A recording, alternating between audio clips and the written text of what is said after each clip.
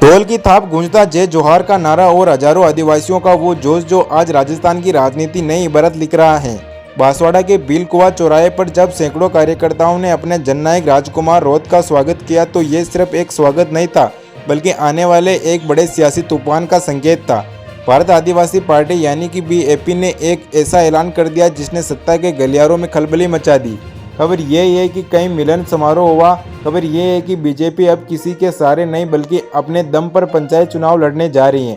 लेकिन बड़ा सवाल ये है कि क्या इस पार्टी की बाजी इस वाकई में गांव की किस्मत बदलेगी या ये सिर्फ एक और चुनावी फैतार है। चलिए आज इस पूरे घटनाक्रम का गहराई से विश्लेषण करते हैं। हिम्मतगढ़ की इस आम सभा में भागीदार विधायक जय कृष्ण पटेल और सांसद राजकुमार रोत की मौजूदगी में एक बहुत बड़ा फैसला लिया। हिम्मतगढ़ की इस आम सभा में भागीदार विधायक जय कृष्ण पटेल और सांसद राजकुमार रोत की मौजूदगी में एक बहुत बड़ा फैसला लिया गया। पार्टी के पदाधिकारियों ने साफ कर दिया कि आगामी पंचायत चुनाव में बीजेपी एकला चलोर की नीति अपनाएगा, यानी कि अब ना कांग्रेस का साथ होगा ना बीजेपी का गठबंधन। बीजेपी अपने प्रत्याशियों को स्वतंत्र रूप से मैदान में उतारेगी। ये फैसला ऐतिहासिक क्यों है? क्योंकि अब तक आदिवासियों के वोट बैंक पर बड़ी पार्टियों का कब्जा रहा था, लेकिन अब आदिवासी समाज अपना नेतृत्व खुद चुनने की जिद पर अड़ा है।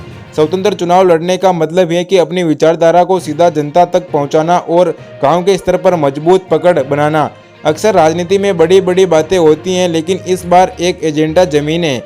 क्षेत्रीय समस्याओं को लेकर ग्रामीणों ने सांसद को जो ज्ञापन सौंपा उसमें सियासी नहीं बल्कि कुछ और था। ग्रामीणों ने संतोषरा से बांसवाड़ा और कुशलगढ़ से अहमदाबाद तक नियति बस सेवा की मांग की। आप सोचिए कि आज के दौर में भी एक छात्र को कॉलेज जाने के लिए एक या मजदूर को काम करने पर जाने के लिए घंटों इंतजार करना पड़े तो विकास कैसा?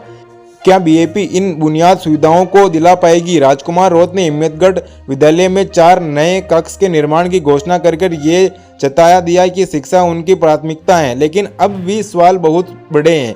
अब आते हैं सबसे बड़े सवाल पर, क्या इस राजनीतिक सक्रियता से गांव की किस्मत बदलेगी? इसका जवाब है पॉजिटिव और चुनावी चुनौती दोनों में छुपा है। पहला फायदा ये है कि जब एक स्थानीय पार्टी मजबूत होती है तो बड़ी पार्टी को भी गांव के विकास पर ध्यान देना पड़ता है।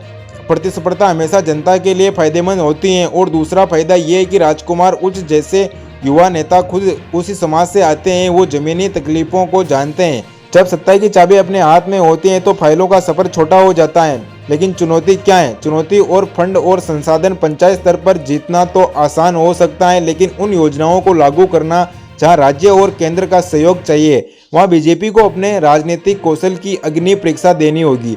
ब्लॉक अध्यक्ष भारत आदिवासी पार्टी का स्वतंत्र पंचायत चुनाव लड़ने का फैसला एक बहुत बड़ा जुआ भी है और एक बड़ा आवाज़ भी। अगर वो सफल होते हैं तो ये राजस्थान की राजनीति का एक नया अध्याय होगा, जहां विकास का रास्ता जयपुर या दिल्ली से नहीं बल्कि बिलकुआ और हिम्मतगढ़ जैसे गांव की गलियों से होकर गुजरेगा। क्या आपको लगता है कि स्थानीय पार्टी के आने वाले से गांव में बदलाव जल्दी आता है?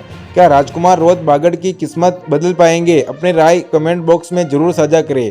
और अगर ये स्टोरी पसंद आई हो तो वीडियो को लाइक करें और शेयर करें और न्यूज़ बीएस को सब्सक्राइब करना ना भूलें। ऐसी ही तमाम पॉलिटिक्स खबर के लिए न्यूज़ बीएस को सब्सक्राइब करें।